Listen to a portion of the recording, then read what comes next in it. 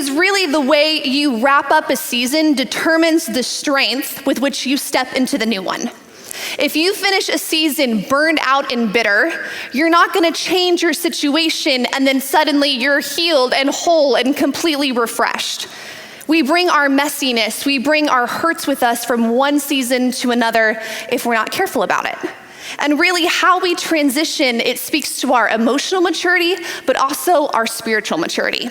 So when you're going through a big life change, especially when you're making decisions about that big life change, don't base your decision off of your comfort level or the convenience of things. I love your generation because you're not adverse to taking the unconventional path. But I have found that you can be a little resistant to the challenges that pop up along the way. But just because something is difficult doesn't mean it's from the devil. And just because something is easy doesn't mean it's from the Lord.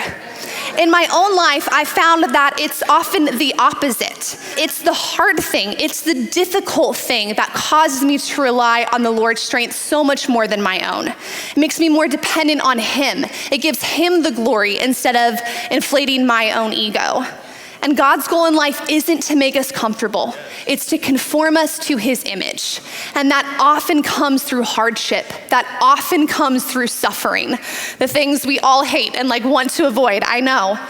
But when we have this internal resolve that we're going to meet difficult things with faith and peace, then we can truly grow and we can truly trust in the Lord.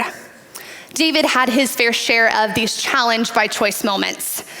His life wasn't easy, but it was a very blessed life. And being blessed doesn't mean that nothing bad ever happens. Being blessed means that Jesus is with you in the midst of that and you become more like Him through that hardship.